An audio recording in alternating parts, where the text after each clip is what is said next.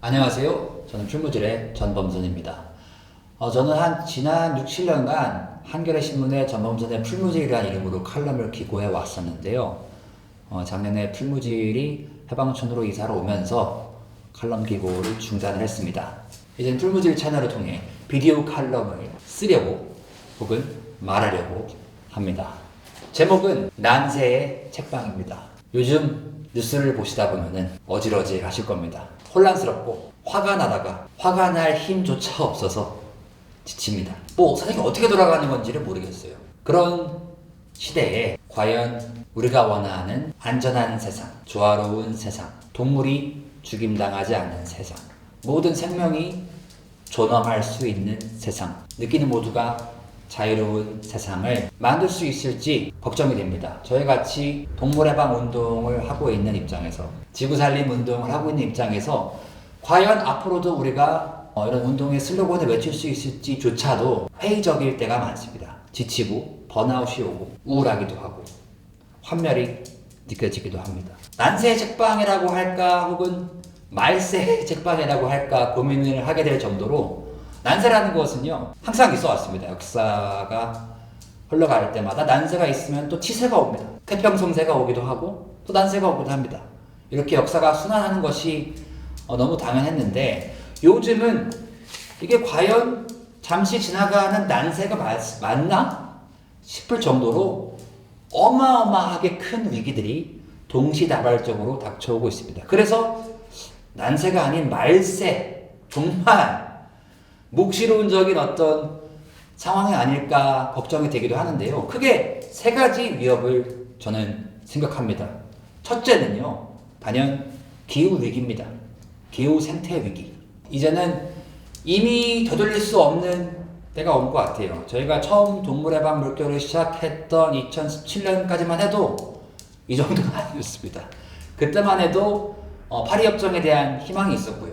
그때만 해도 우리가 힘을 모으고 마음을 모으고 혁명을 일으키고 개혁을 하면은 세계 지도자들이 나서서 탄소 배출을 줄이고 생명 다양성을 보존하고 불가역적인 연쇄 반응을 막을 수 있을 거라는 신락 같은 희망이 있었습니다. 그때 우리가 탄소 배출에 관해서 걱정하면서 더 이상 돌이킬 수 없는 강을 건너지 않기 위해서 남은 시간을 제기를 했었죠. 지금 정확히 몇 년, 몇 월, 며칠 남았는지 모르겠지만 이제는 그것조차도 무의미할 정도로 이미 돌이킬 수 없다라는 것이 학자들의 정설입니다. 이미 우리가 산업혁명 기준으로 1.5도씨는커녕 2도씨도 지켜낼 수 없다라는 것이 아무렇게도 피할 수 없는 국면이고요.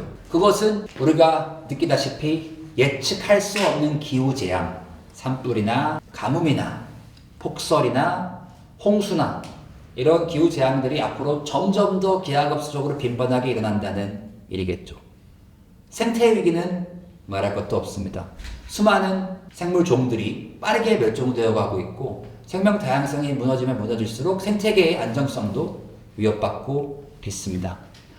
쉽게 말하면 기후 생태위기는 우리가 지구에서 생명으로서 살아갈 수 있는 조건들이 우리가 문명을 일궈왔던 지난 길게는 만년, 짧게는 2000년에서 5000년의 조건들이 알아볼 수 없을 정도로 무너지고 있다는 것이죠. 이거 첫 번째입니다.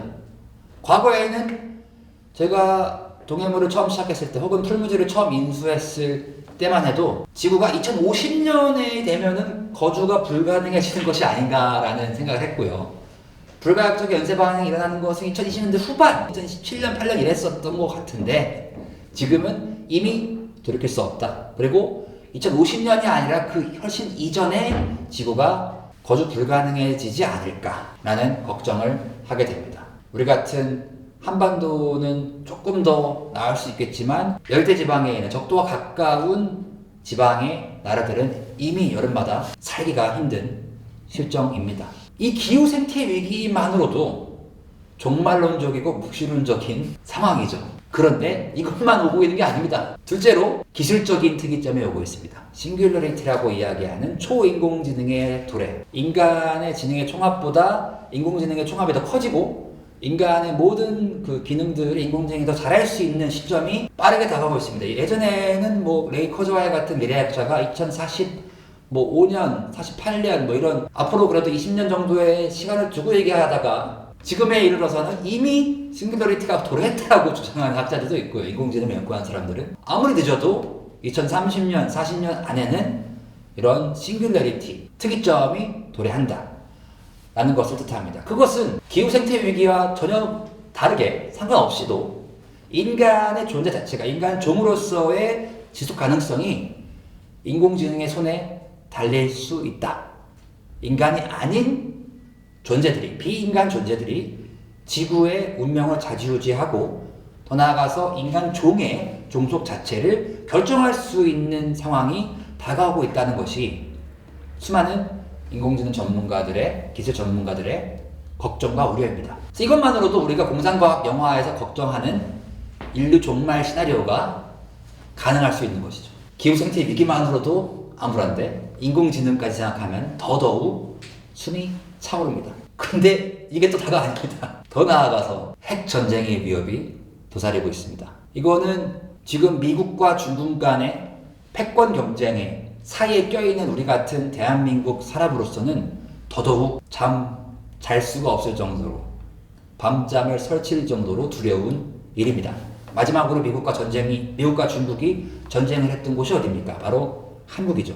6.25 전쟁이 바로 미국과 중국 간의 전쟁이었습니다. 그리고 또다시 중국이 세계 2위 패권국으로 급부상함으로써 미국이 경계를 하게 됨으로써 냉전 체제가 부활하고 더 나아가서는 미국이 중국과 최종 전쟁을 불사할 정도의 결기를 다지고 있습니다.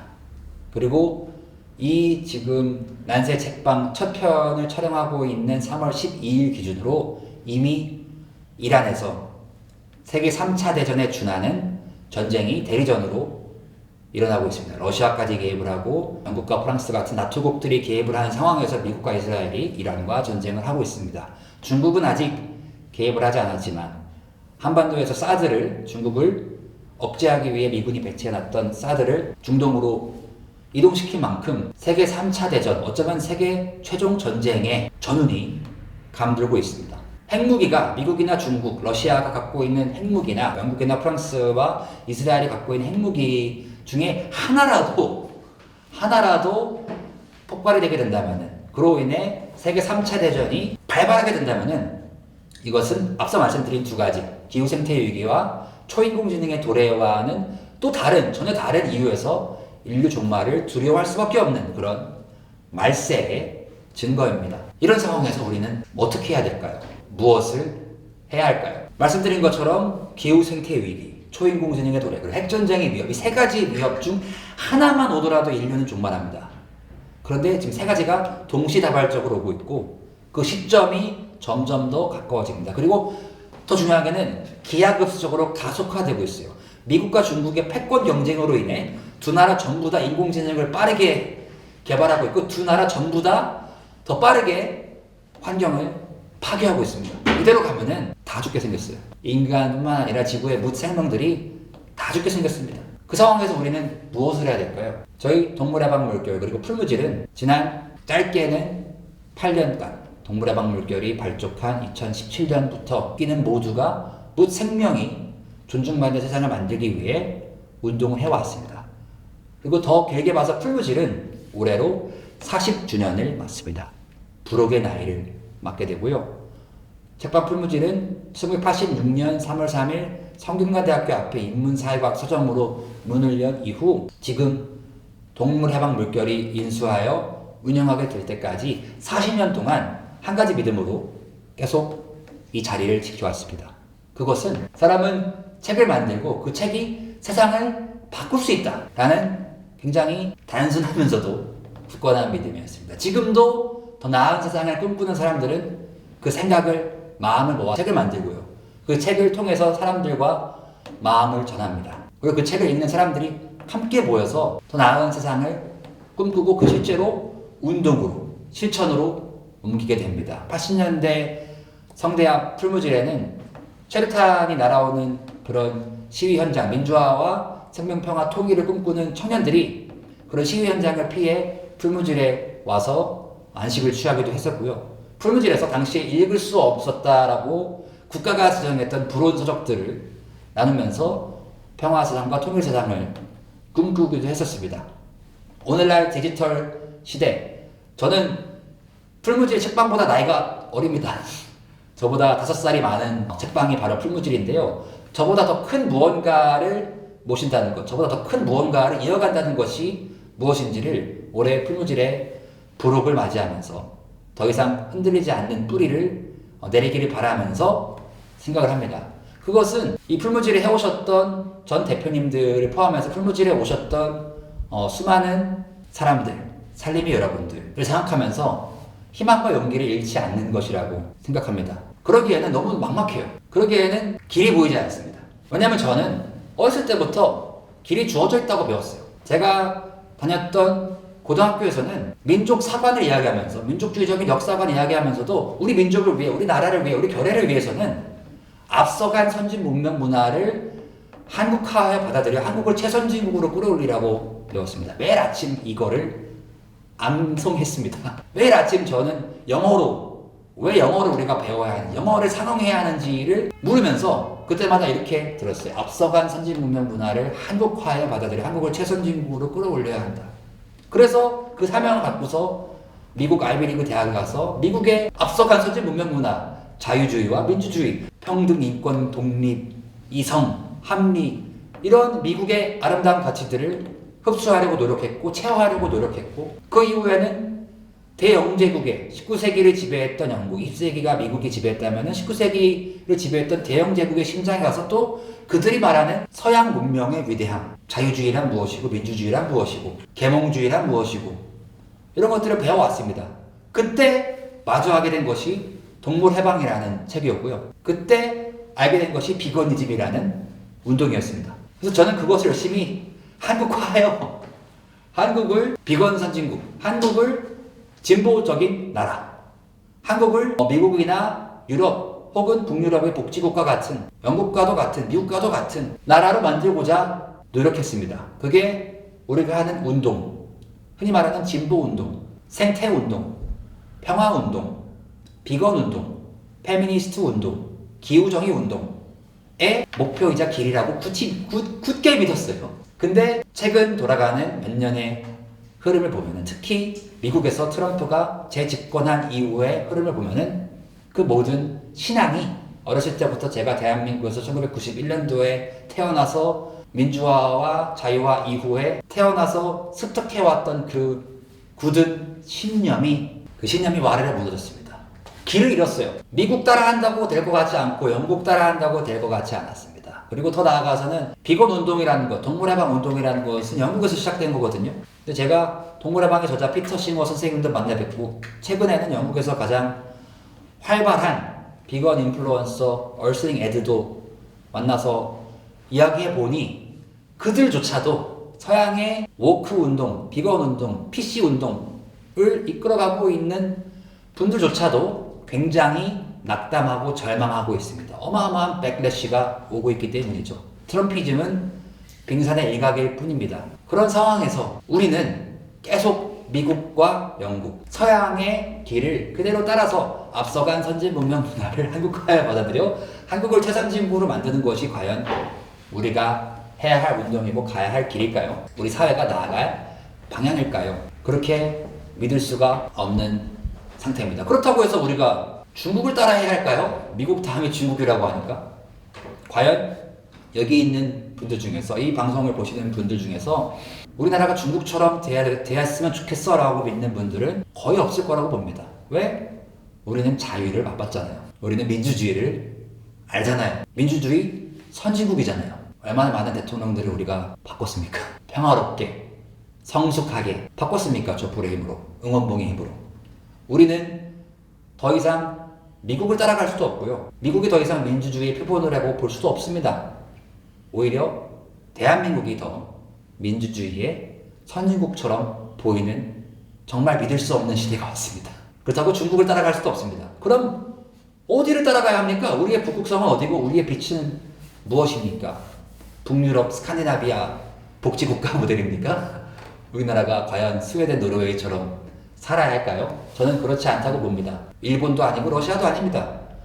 그 길은 우리 안에 있고 아무도 가보지 못한 길입니다. 누구도 모르는 길이라고 생각합니다. 여기서 우리에게 주어진 것은 둘 중 하나입니다. 그냥 이 절망 속에서 허우적거리면서 말세를 외치면서 뭐 기독교를 믿으신다면 기독교의 천년왕국이 재림하기를 바라거나 노아의 방주를 타기를 기대하거나 혹은 그냥 이 종말 앞에서 무기력하게 우울하게 절망감에 젖어 살아야 되는 겁니다. 이 풀무질 지하에서 정말 많은 저의 동지들과 도반들이 울었어요. 기후위기 때문에도 우울하고 계엄 때문에도 우울하고 내란 때문에도 우울하고 세계 정세 때문에도 우울하고 많이 울었습니다. 그리고 많이 울어야 합니다. 하지만 울다가도 살아야겠지 않겠습니까? 우리가 생명은 살기 위해 태어난 것이고 살고 싶어하는 존재입니다. 죽음이라는 것은 피할 수 없겠지만 죽임의 운명은 우리가 막을 수 있습니다. 막아야 합니다.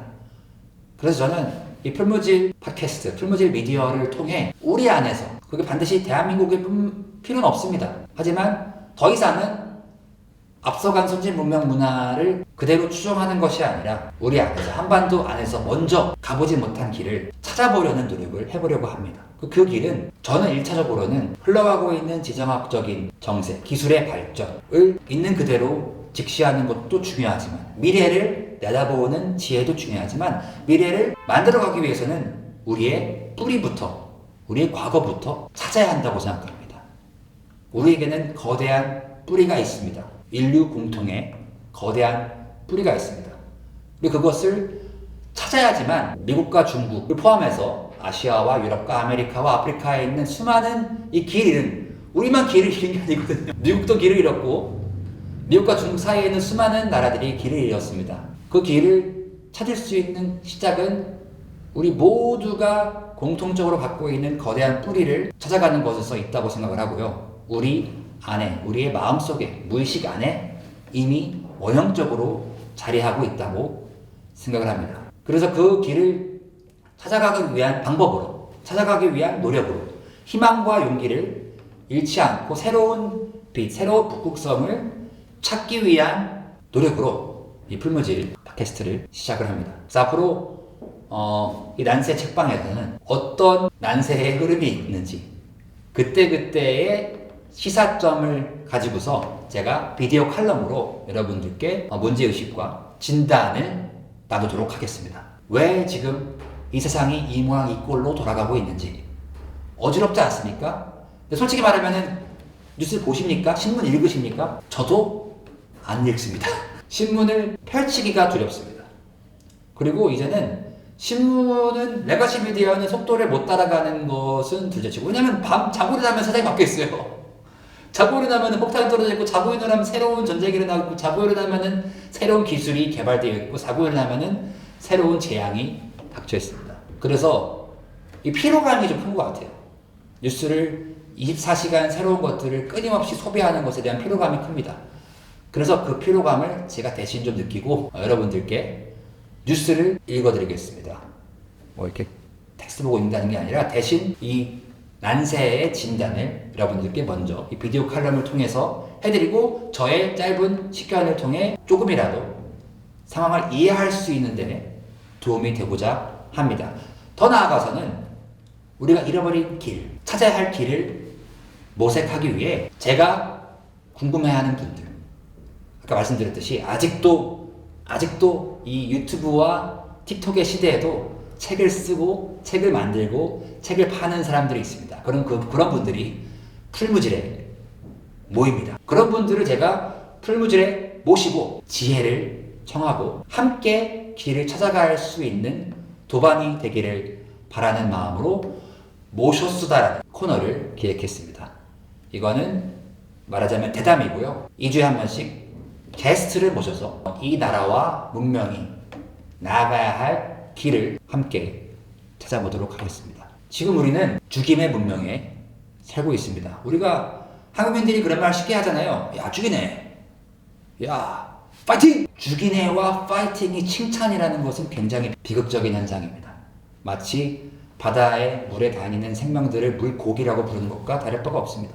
죽이는 것은 칭찬이 아닙니다. 살아있네가 칭찬입니다. 파이팅은 힘을 주는 말이 아닙니다. 싸우자는 거예요. 우리 싸우는 중!